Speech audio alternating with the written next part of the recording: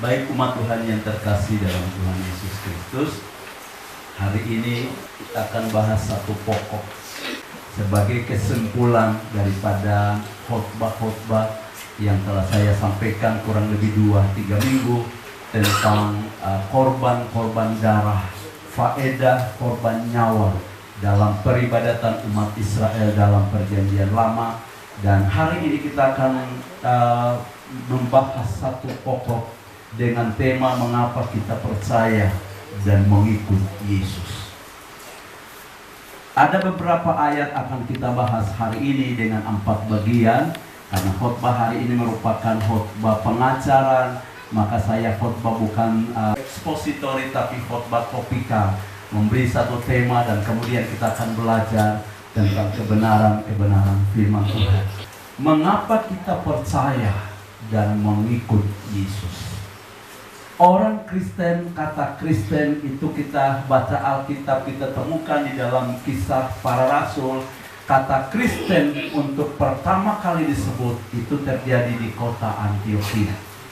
Dan kata Kristen itu diberikan bukan sebagai sebuah penghormatan, tapi itu sebagai sebuah penghinaan kepada orang-orang Kristen di kota Antiokhia, tempat di mana Paulus dan teman-temannya mereka tinggal di sana dan mereka memberitakan Injil. Dan jemaat Kristen mulai didirikan pertama itu di kota Antiokhia. Nama Kristen pertama kali disebut, orang-orang pengikut Kristus pertama kali disebut orang Kristen itu di kota Antiokhia. Dan Bapak Ibu baca di Kisah Para Rasul. Nah, Bapak Ibu terkasih dalam Tuhan, dalam sejarah gereja kata itu bukan sebuah penghormatan, bukan sebuah penghargaan, tapi kata Kristen itu sebuah kata penghinaan. Kristen itu artinya pengikut orang yang pernah mati terkutuk di atas kayu salib. Jadi bagi orang dunia firman Tuhan berkata itu sebuah kebodohan. Salib Kristus itu sebuah kebodohan. Karena hukuman paling bejat, hukuman paling hina bagi kekaisaran Romawi adalah hukuman salib. Waktu Pilatus, di hadapan Pilatus Yesus diadili. Dan ketika Pilatus mengambil air dan kemudian dia mencuci tangannya, dia berkata, aku tidak berurusan dengan orang ini, silakan urusanmu. Dan semua orang yang berkumpul itu berkata, salibkanlah dia. Dalam hitungan jam, dalam hitungan menit, eksekusi mati dilakukan bagi pribadi Yesus. Dan hari itu juga dia harus digiring ke bukit Golgota untuk disalibkan. Nah, karena itu Bapak Ibu terkasih, bagi orang pada umumnya, bagi orang dunia, orang duniawi pada umumnya, hukuman salib itu hukuman terkutuk, hukuman paling hina bagi seorang yang tidak layak hidup di tengah masyarakat. Amin, saudara. Tapi Yesus di kala itu tidak melakukan kesalahan apapun, tapi dieksekusi masih dan hitungan menit dia harus digiring ke bukit Kalvari untuk disalibkan. Dan berita ini disampaikan oleh para murid. Dan pada waktu mereka ada di kota Antiokhia, nama Kristen pertama kali diberikan bagi orang-orang yang percaya pada waktu itu. Dan kata Kristen itu adalah sebuah penghinaan. Bapak Ibu bangga punya anting-anting salib. Ibu-ibu bangga punya anting-anting salib. Para pemuda bangga punya kalung dengan mata salib. Tapi mereka tidak tahu apa arti dari salib itu. Salib itu lambang penghinaan, lambang penderitaan, hukuman paling bejat, hukuman paling hina bagi seseorang yang bernama Kristus. Dan kata Kristen itu dikenakan kepada orang-orang pengikutnya.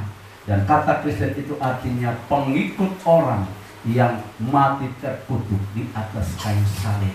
Apakah Bapak Ibu Saudara-saudara bangga kalau Anda disebut orang Kristen? Halo? Apakah Bapak Ibu bangga kalau Anda disebut orang Kristen? Bukankah saudara adalah pengikut orang yang pernah terkutuk, mati terkutuk di atas kayu salib? Tapi firman Tuhan berkata dia terkutuk oleh karena dosa. Dia harus menjadi kutuk supaya kita yang harusnya menerima kutuk dibebaskan. Jadi kita bangga. Amin. Kita bangga menjadi orang Kristen. Nah, hari ini mengapa kita percaya dan mengikuti Yesus Kristus? Nah, supaya Bapak Ibu kekristenan Anda itu tidak asal-asalan. Supaya kekristenan kita itu dibangun di atas prinsip yang benar. Jangan kita menjadi orang Kristen hanya karena orang tua kita lahir dan potong pusat dalam kekristenan. Tapi kita tidak ngerti mengapa kita ikut Yesus. Mengapa kita percaya. Harus ada prinsip yang benar, prinsip yang kuat. Harus ada pemahaman yang benar, supaya kita tidak mudah tergoyahkan. Karena banyak orang ikut Yesus hanya menurut kata orang, hanya karena tradisi, hanya karena nenek moyangnya. Anak-anak mulai belajar mengapa orang tua saya percaya dan ikut Yesus. Dan kemudian anak-anak muda mulai mengambil keputusan, mengapa saya pun harus percaya dan ikut Yesus. Harus ada prinsip yang kuat, harus ada pemahaman yang benar. Barulah engkau bangga menjadi orang Kristen. Nah, jika tidak demikian, kita akan mudah tergoyahkan apabila masalah datang, apabila tantangan dan pergumulan datang, apabila tekanan ekonomi datang, tekanan penderitaan akan datang, dan saudara mudah meninggalkan Yesus kalau kau tidak tahu mengapa Anda percaya dan mengikut Kristus. Mari kita perhatikan. Dan apa yang menjadi 4 hal yang akan kita bahas hari ini adalah jawaban atas masalah besar, atas persoalan besar yang dihadapi, yang dialami, yang menimpa umat manusia pada umumnya. Jadi persoalan besar bagi umat manusia bukan masalah kemiskinan. Persoalan besar bagi umat manusia bukan masalah pendidikan. Persoalan besar bagi umat manusia bukan masalah status sosial. Persoalan besar bagi umat manusia bukan hal-hal yang lain yang masih ada hubungannya dengan faktor jasmani. Tapi persoalan besar yang dihadapi oleh umat manusia adalah hilangnya umat manusia dari hadapan Allah yang hidup. Adalah tersesatnya umat manusia untuk selama-lamanya. Adalah terhilangnya nasib kekekalan umat manusia untuk selama-lamanya. Persoalan besar adalah hilangnya manusia dari hidupnya yang sesungguhnya, dari statusnya yang sesungguhnya sebagai anak Allah, tapi dia terhilang dari hadapan Allah itu selama-lamanya. 4 hal hari ini menjawab persoalan terbesar yang dihadapi oleh manusia, dan itu menjadi dasar kenapa kita harus percaya Kristus, kenapa kita harus mengikut dan setia kepada Kristus. Hal yang pertama, karena Yesus Kristus yang ditentukan oleh Allah, dialah yang ditentukan oleh Allah menjadi penebus dosa kita. Firman Tuhan berkata, karena semua orang telah berdosa dan telah hilang kemuliaan Allah. Kalau kita bicara soal dosa, itu persoalan terbesar yang dihadapi oleh umat manusia hari ini. Dan hari ini banyak agama mulai dibangun di atas dunia ini dengan tujuan sebagai solusi, sebagai sebuah jalan pencarian manusia akan Allah yang hidup. Supaya dengan agama itu, dengan keyakinan itu, manusia dapat mendekat kepada Allah. Tapi kalau kita baca Alkitab, nah saudara terkasih, kalau membangun iman kita, membangun keyakinan kepada Allah, jangan dibangun di atas tulisan kitab yang lain. Anda harus bangun imanmu di atas Alkitab. Apa yang dikatakan oleh Alkitab. Nah, sudah perhatikan. Waktu nenek moyang kita, nenek moyang manusia jatuh ke dalam dosa, mereka punya kesalahan itu tidak fatal. Kesalahannya hanya sepele, yaitu mereka hanya ambil, petik 1 atau mungkin 2 buah dari pohon pengetahuan baik dan jahat, pohon yang pernah dilarang oleh Tuhan. Mereka tidak boleh makan, dan Allah mengklaim itu sebagai pemberontakan yang kemudian akan menghasilkan kematian dalam hidup manusia. Nah, sehingga Bapak Ibu sejak kejatuhan Adam dan Hawa dan sampai selama-lamanya, manusia tetap terpisah dari Allah. Manusia tetap terhilang dari Allah. Dan sekarang Bapak Ibu terkasih dalam Tuhan, untuk supaya manusia dapat kembali kepada Allah, maka kematian itu harus dibayar. Maka dosa sebagai sumber kematian itu harus dibayar, harus ditebus. Dan tidak ada dalam sejarah umat manusia, tidak ada seorang pun yang dapat membayar harga agar manusia kembali kepada Allah. Tapi Alkitab mencatat bahwa harga yang harus dibayar oleh manusia sehingga manusia itu dapat kembali kepada Allah, dibayar langsung oleh Allah sendiri melalui pengorbanan putranya yang tunggal, yaitu Tuhan Yesus Kristus. Mari kita baca Matius pasal yang ke-20 ayat yang ke-28. Ya, kita baca sama-sama 2-3.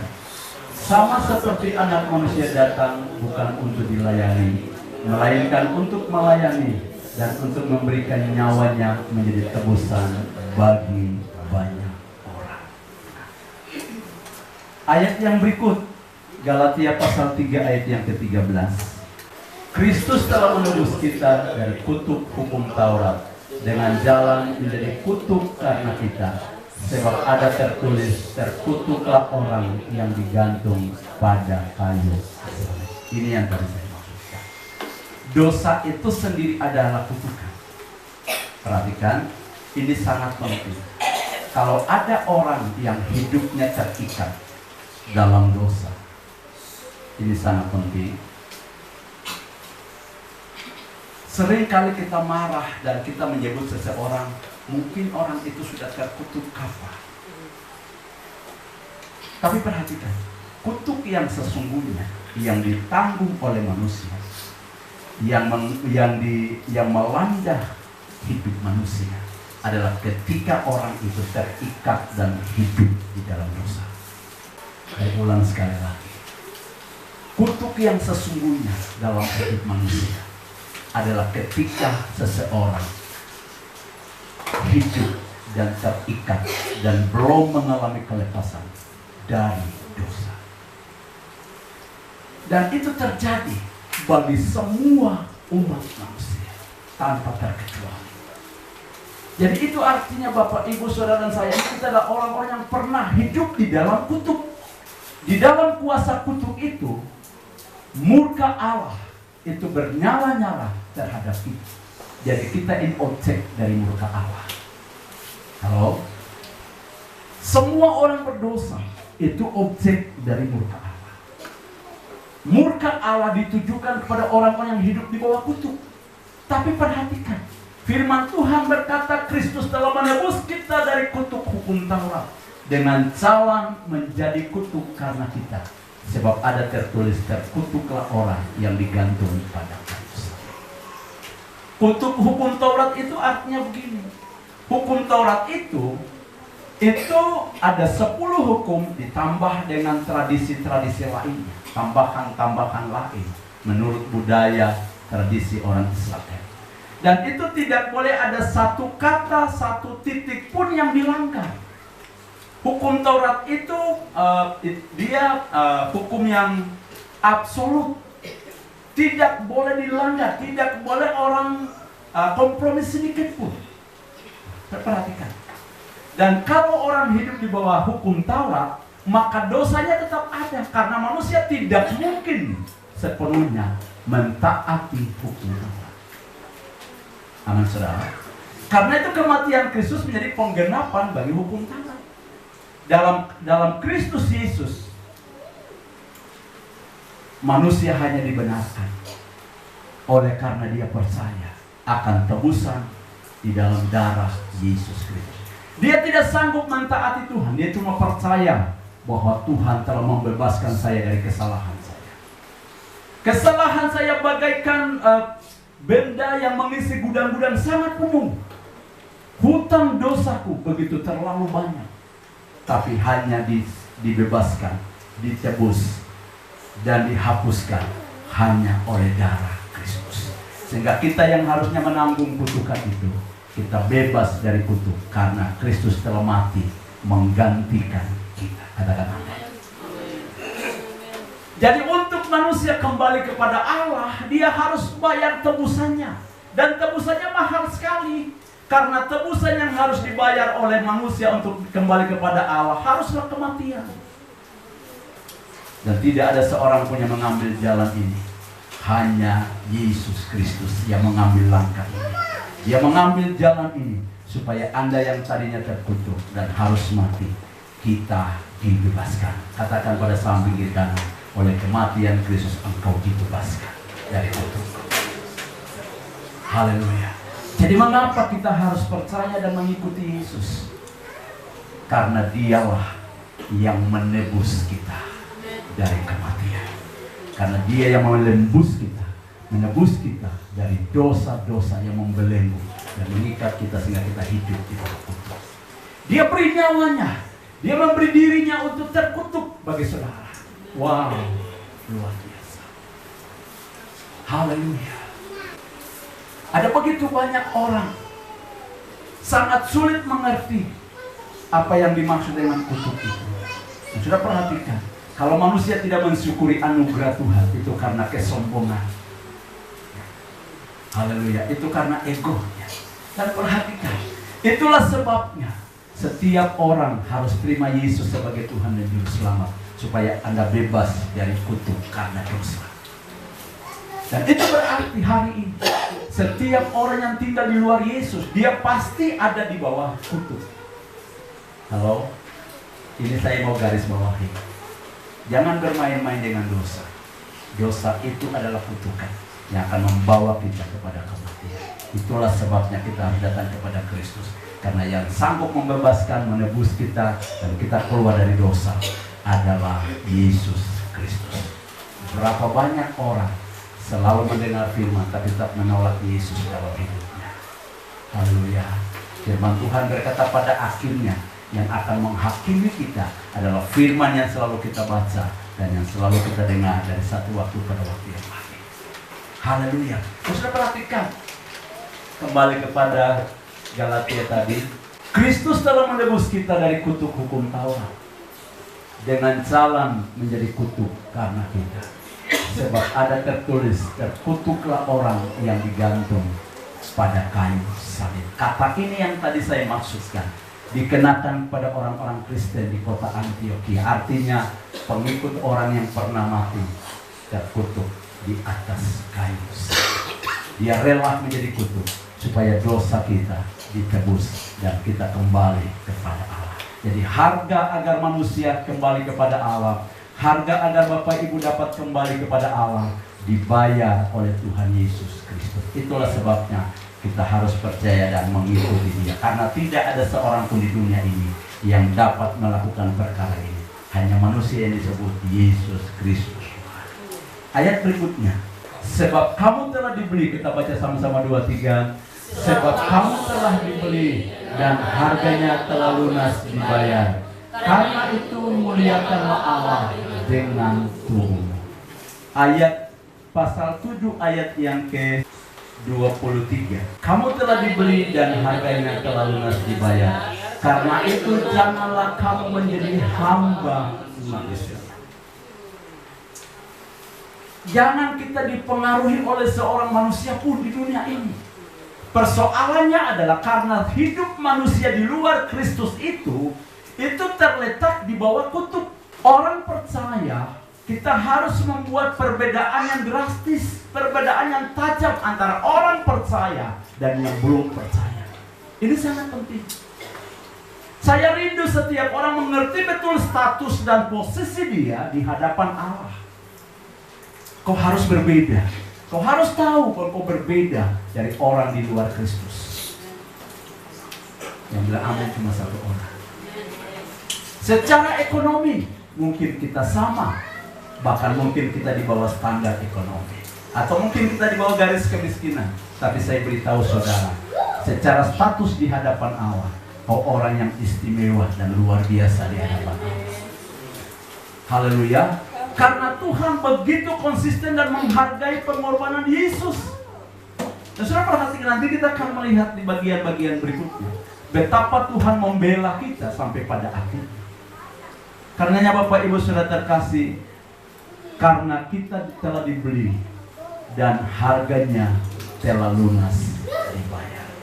Karena itu muliakanlah Allah dengan tubuh. Yang kedua, karena itu jangan pernah menjadi budak manusia, hamba bagi orang.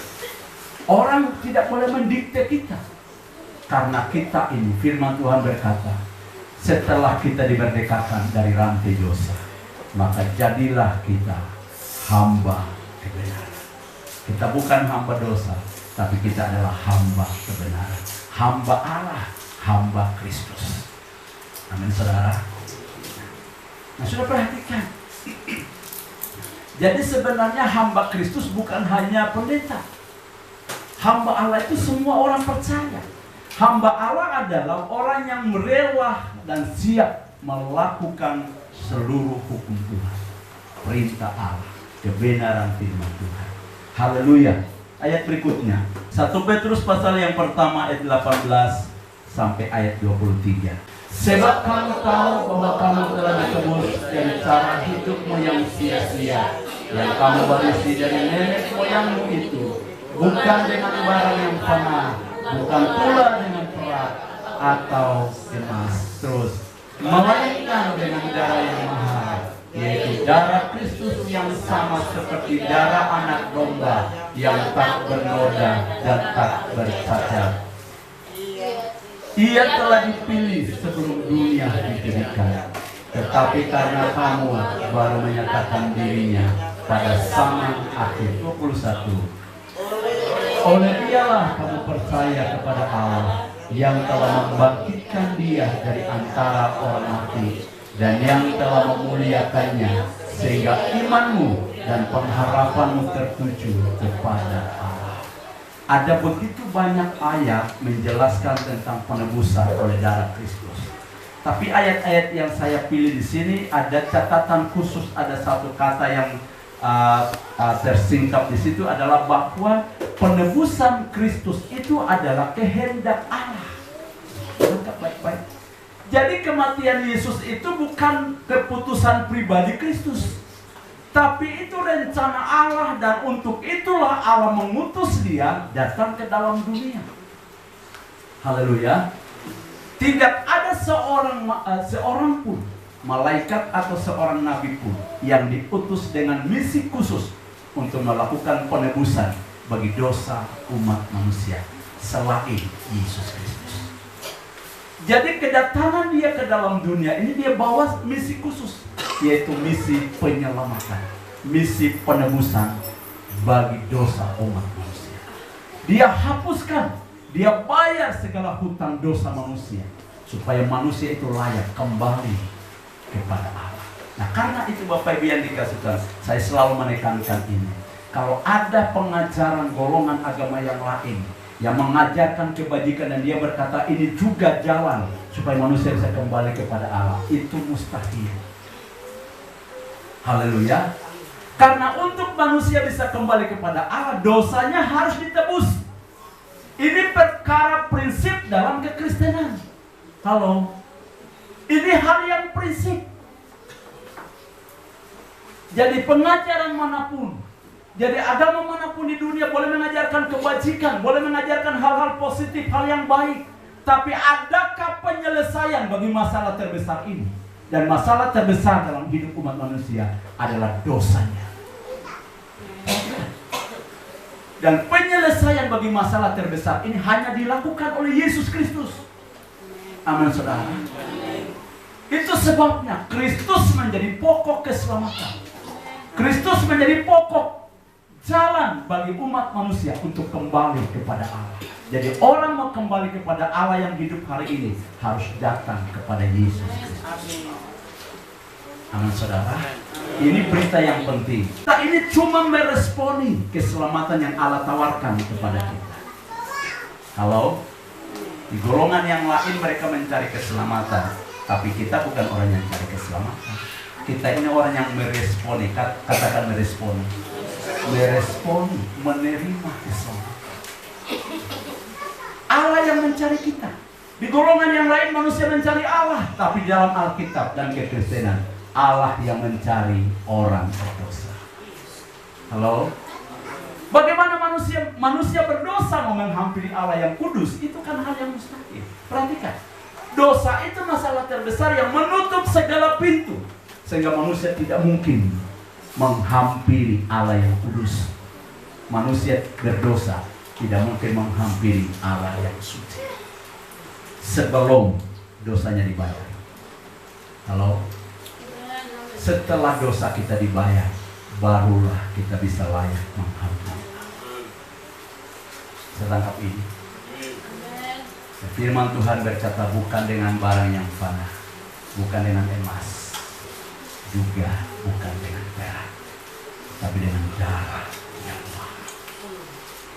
Haleluya. Haleluya.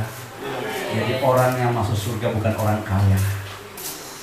Siapapun dia bisa masuk surga. Dan tidak seorang pun dapat membayar harga untuk pergi ke surga.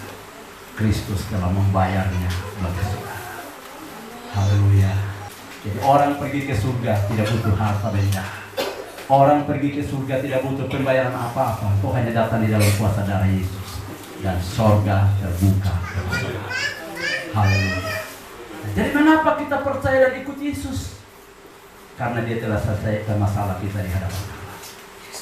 Katakan pada samping kita, karena dia telah selesaikan masalah di hadapan Allah. Amin saudara. Bisa tangkap prinsip yang pertama. Kenapa kau percaya Yesus? Karena dia yang menebus dosa.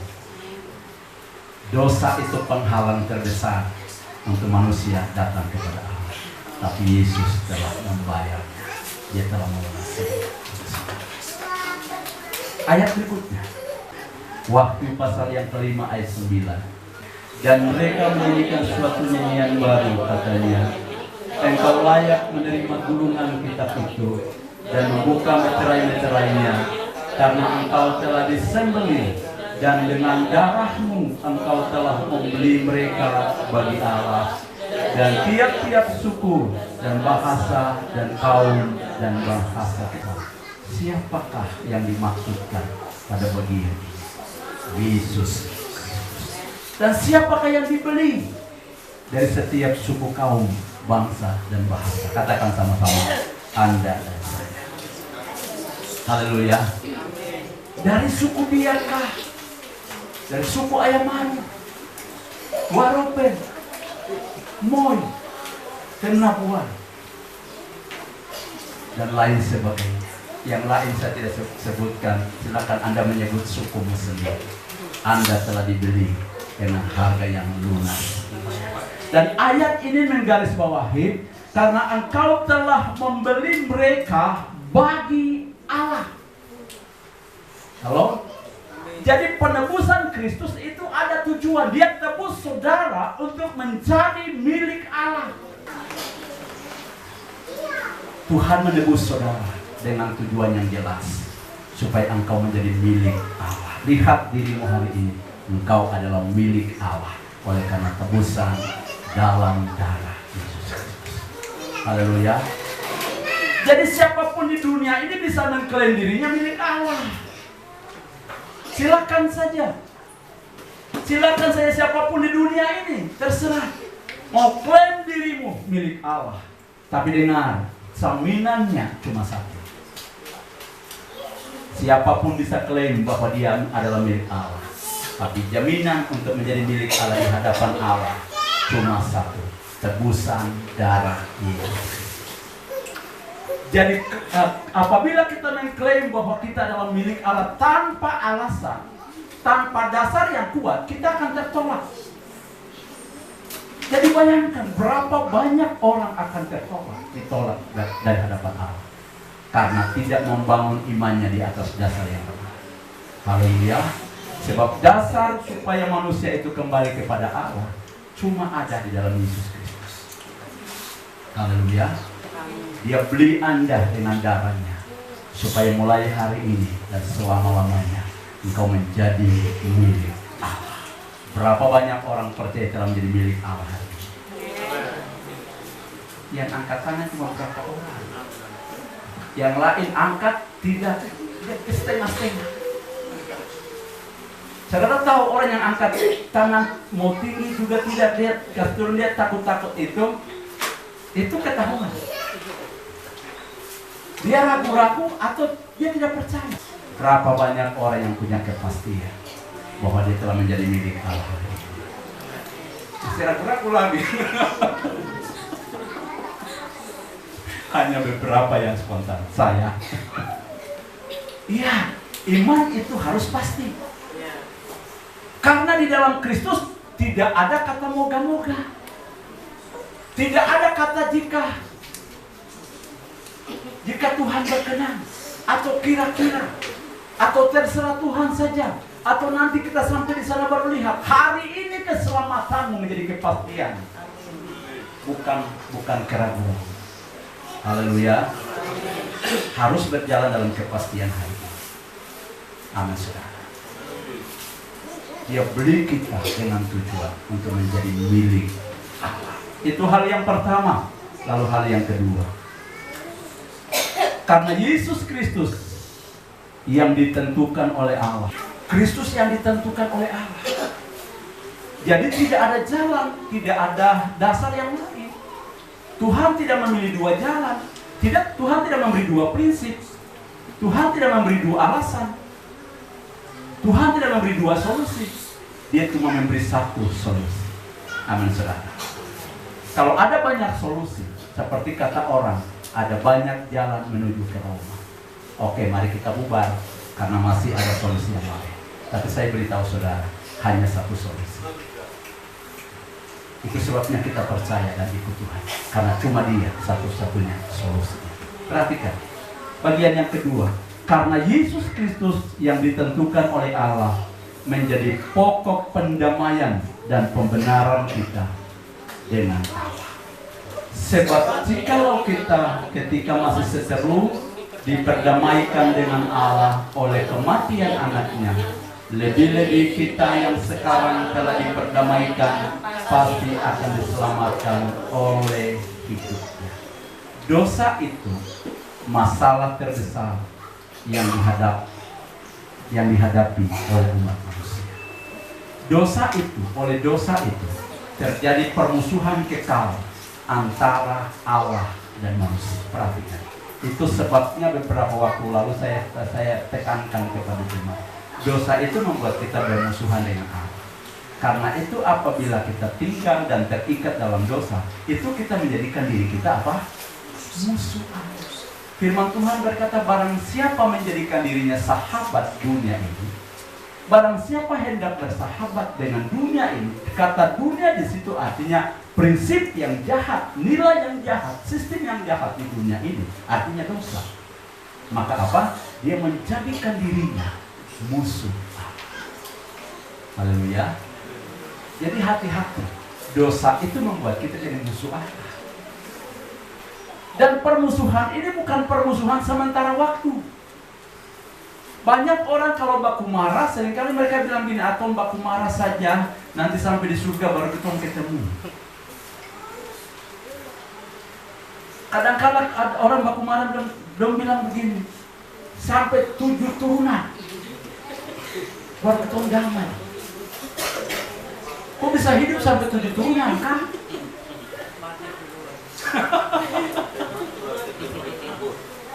Sedang manusia ini kan cuma hidup sampai 2-3 turunan saja.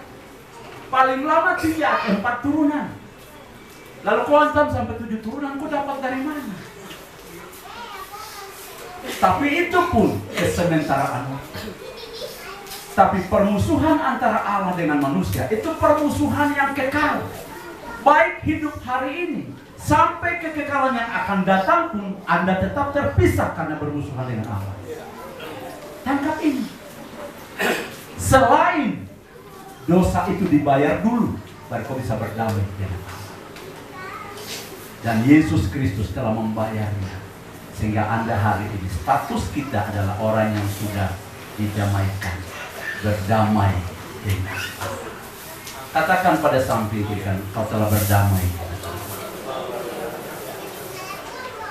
Dan karena kita berdamai dengan Allah, maka perdamaian itu diperhitungkan sebagai pembenaran di hadapan Allah. Dia membenarkan kita, sekaligus dia mendamaikan kita. Dia hantar kita sampai di hadapan Allah. Dia berkata, orang ini telah dibenarkan karena saya telah beli dia dengan darah saya. Kristus menjadi pembela Anda di hadapan Allah. Dia yang membenarkan saudara, bukan kita yang membenarkan diri sendiri. Saudara perhatikan. Haleluya. Manusia seringkali membenarkan dirinya, tapi di hadapan Allah tidak ada seorang pun yang berani berdalil dan membenarkan diri. Waktu itu firman Tuhan berkata, waktu dia datang, waktu masa penghakiman, orang akan maju dan mulai berdalil-dalil. Saya kan dulu memberitakan Injil. Kami dulu menyembuhkan orang-orang, mengusir setan-setan dari namamu. Kami punya karunia. Saya ini biasa berdoa dan orang sakit disembuhkan. Lalu Yesus berkata, nyahlah kamu, hai pembuat kejahatan. Halo? Karena kita menyembuhkan orang kita tumpang tangan dalam nama Yesus, kau sembuh. Sumber kesembuhan bukan datang dari tangan kita, tapi karena nama yang kita sebutkan Yesus. Halo? Dan itu pun Tuhan yang mengerjakannya. Halo? Kalau saya berkhotbah dan seseorang bertobat, itu bukan karena saya, itu karena Tuhan juga yang melakukannya. Dan itu disebut kasih karunia, pemberian yang cuma-cuma. Jadi artinya, pada akhirnya tidak ada seorang pun yang dapat berdalil di hadapan Allah.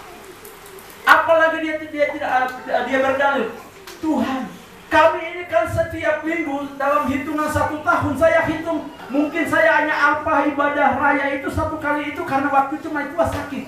Jadi saya jaga dia di rumah sakit. Selama 365 hari itu, berapa puluh minggu itu saya hadir semua. Tuhan bilang, enyahlah engkau, hai pembuat kejahatan. Kau tidak punya alasan yang kuat. Halo? Alasan kita kuat untuk berdamai dan dibenarkan di hadapan Tuhan hanya satu, darah Yesus Kristus. Kalau kau dapat berkata kepada Tuhan, Tuhan, saya akan berdamai dengan engkau. Saya datang di hadirat-Mu karena pribadi yang pernah tergantung 2000 tahun silam di atas Golgota itu. Yang orang bunuh dia, kemudian salibkan dia di atas Golgota itulah yang membuat saya datang di hadirat-Mu, Yesus Kristus. Jadi tidak ada jalan pendamaian lain manusia di hadapan Allah. Tidak ada yang bisa membenarkan manusia di hadapan Allah kecuali berdasarkan darah Yesus. Itulah sebabnya mengapa kita harus percaya dan kita ikuti. Bisa tangkap hal yang kedua ini. Haleluya. Ya, hal yang berikut yang ketiga. Haleluya. Saya berharap dari 4 hal yang merupakan prinsip ini, Bapak Ibu tetap teguh dalam Kristus. Apapun tantangan pergumulan yang kau hadapi, harus teguh di dalam Yesus. Karena kau tahu siapa Dia. Kau mengerti siapa Dia. Amin saudara. Haleluya. Yang ketiga, karena Yesus Kristus yang ditentukan oleh Allah menjadi pemimpin keselamatan kita. Kisah Rasul pasal 4 ayat 12. Dan keselamatan tidak ada di dalam siapapun juga selain di dalam Dia, sebab di bawah kolong langit ini tidak ada nama lain yang diberikan kepada manusia yang olehnya kita dapat diselamatkan. 1 Tesalonika pasal 5 ayat 9. Karena Allah tidak menetapkan kita untuk ditimpa murka, tetapi untuk beroleh keselamatan oleh Yesus Kristus Tuhan kita. Perhatikan, Tuhan tidak pernah punya rencana untuk Anda dibinasakan. Tuhan tidak punya rencana agar Anda ditimpa murkanya. Tapi kau harus tahu, rencana Tuhan yang mulia dalam hidup saudara. Seringkali ketika orang menempati posisi kedudukan apapun di pekerjaan di dunia ini, dia mulai berkata, Tuhan, saya tahu kau punya rencana yang mulia dalam hidupku. Benar, itu nomor 2. Posisi apapun, berkat manapun, hal apapun yang kita capai secara manusia di dunia ini, itu baru itu nomor 2, 3 dan seterusnya.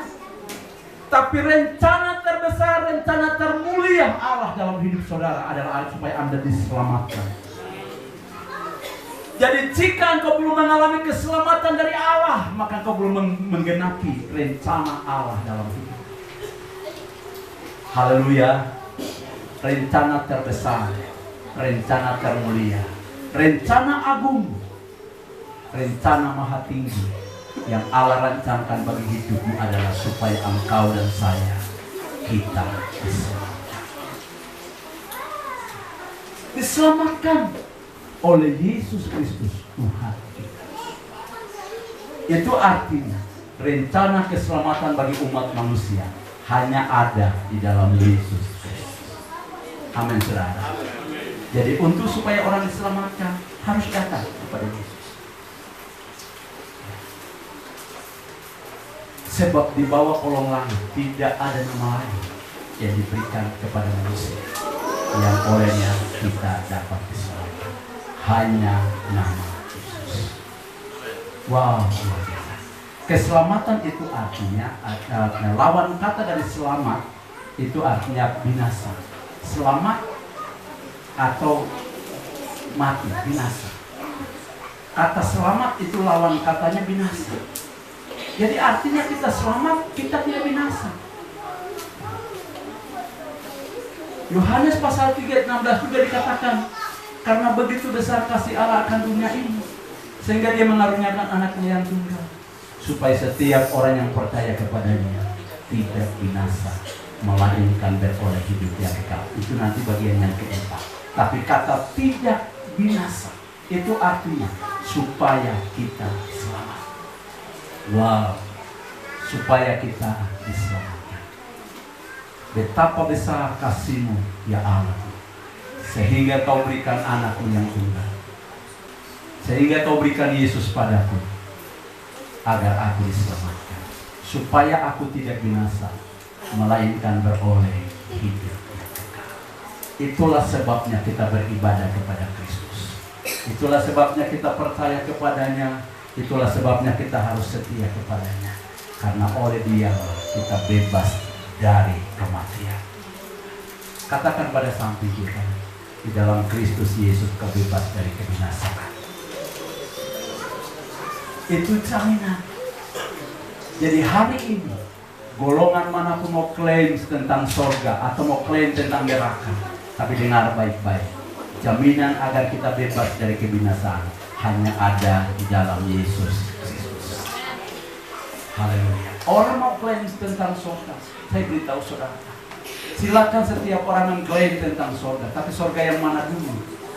Karena sorga tempat tujuan kita adalah sorga yang dikerjakan, yang dibukakan oleh Kristus Yesus. Jadi jika orang klaim tentang sorga, kita mesti bertanya sorga yang mana? Haleluya. Sebab sorga kami itu dibayar dengan darah Yesus.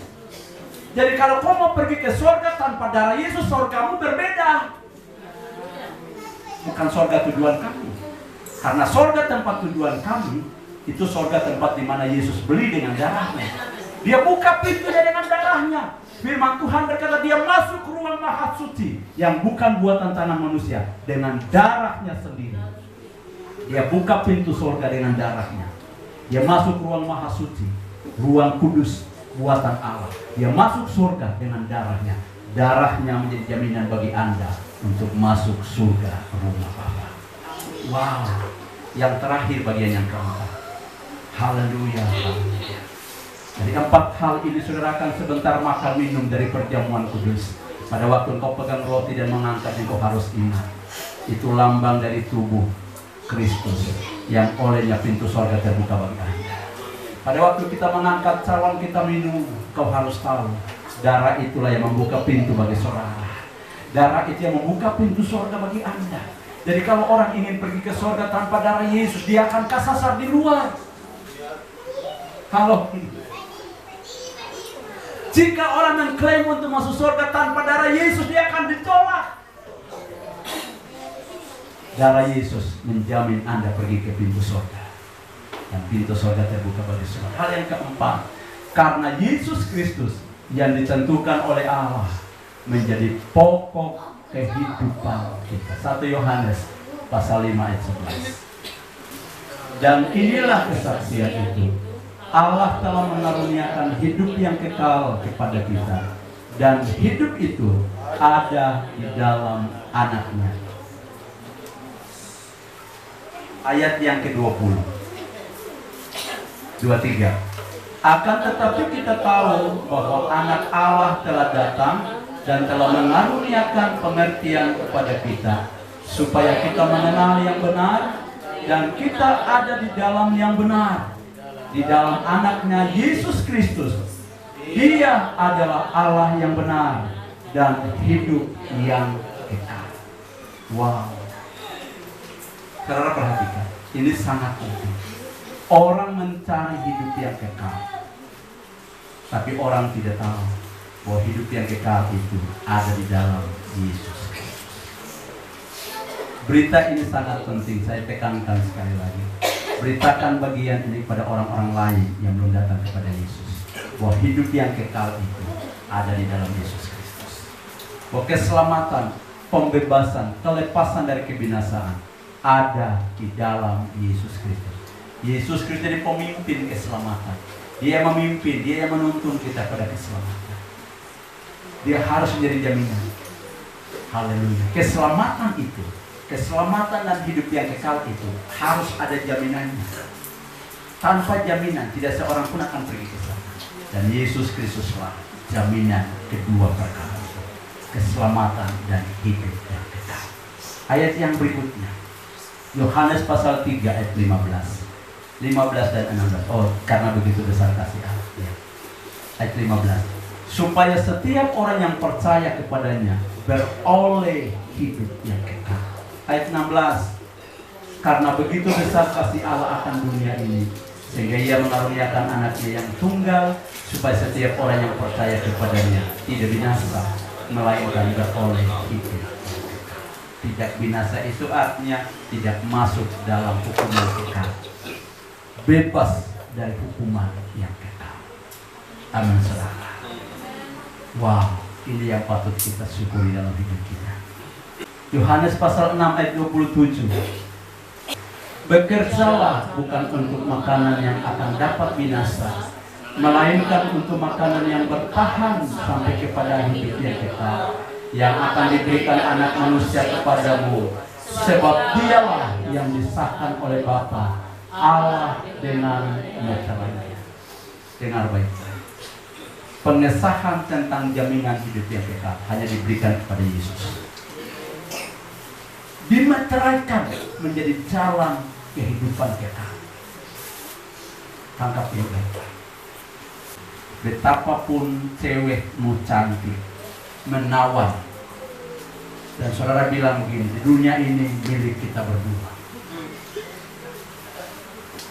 Tapi dengar, jangan pernah tinggalkan Kristus. Haleluya, kalian bersama. Sekalipun cowokmu itu bagaikan malaikat, tapi jika dia akan membuat engkau tinggalkan Kristus, lebih baik lepaskan dia. Pak, saya kawin dulu, kan nanti saya injini dia. Dengar, itu lain soal. Itu cerita. Itu lagu lama yang membuat orang tersesat dari waktu ke waktu. Dengar baik-baik. Apapun terjadi, pertahankan Kristus dalam hidup. Karena Yesus tidak pernah berjanji Dia akan mengangkat masalah dari saudara. Dia tidak pernah berjanji ketika masalah datang Dia akan angkat dari kita. Tapi Dia berjanji menyertai kita sampai pada akhirnya. Dia berjanji akan membuat kita keluar dari pemenang. Jadi apa yang bisa membuat iman kita keluar dari emas murni? Bukan kepersoalan. Untuk supaya seseorang anak bisa naik level, bisa naik tingkat, bisa naik kelas, dia harus melewati yang namanya ujian semester. Kalau ujian semester itu meskipun terdiri dari soal-soal yang pernah kita kerjakan di rumah menjadi PR, tapi itu harus diuji kembali. Jika walaupun kau kerjakan PR, dapat 10 setiap kali kerjakan PR. Tapi jika soal ujianmu merah, itu perlu rapat guru lagi untuk menyelesaikan. Ini anak mesti isi ulang soal-soal ini supaya dia naik kelas. Haleluya. Orang Kristen supaya imannya keluar dari emas yang murni, dia harus melewati tantangan, pergumulan, dan masalah. Jadi orang yang setia kepada Kristus, berpegang teguh pada Kristus, dia harus berkata selamat datang masalah, selamat datang pergumulan. Karena oleh pergumulan itu saya akan naik level. Jadi kalau Anda hadapi masalah, kau harus tahu bahwa kau mau naik level, kau mau naik pangkat, mau naik posisi. Haleluya. Haleluya. Iman Kristen itu ada posisinya juga. Ada posisi level bawah, posisi tengah, dan seterusnya. Dan kau mau naik tingkat, kau harus mengalami ujian. Kau harus mengalami ujian. Dan ujian yang harus dihadapi oleh orang percaya itu persoalan. Haleluya. Orang-orang yang punya iman hebat di dunia ini adalah mereka yang melewati masalah demi masalah. Jadi kalau kekristenanmu tiada masalah, jangan dulu kau sombong. Belum teruji, betul? Katakan pada sampingan, persoalan itu ujian. Pergumulan itu ujian. Haleluya. Ujian itu beda. Ujian itu untuk mendatangkan hasil. Tuhan mengizinkan pergumulan datang supaya iman kita semakin diberikan. Tuhan mengizinkan tantangan datang supaya imanmu semakin kokoh di dalam Kristus. Harga tebusan bagi masalah dosa manusia tidak dibayar oleh siapapun. Yesus yang membayar. Yang kedua, Dia yang membuat orang bisa berdamai dengan Allah dan bisa benar di hadapan. Yang kedua, Dia pemimpin kepada keselamatan. Dia yang menyebabkan manusia tidak binasa, tapi masuk dalam hidup yang kekal. Yang kedua, Dia pokok kehidupan kekal selama-lamanya. 4 hal ini menjadi jawaban bagi pergumulan terbesar manusia, yaitu dosa yang membuat manusia kehilangan. Mari tetap setia kepada Kristus. Haleluya. Haleluya. Berapa banyak orang mau tetap setia kepada Kristus? Wah, Dia segala-galanya. Haleluya. Tuhan memberkati kita dengan firman Tuhan.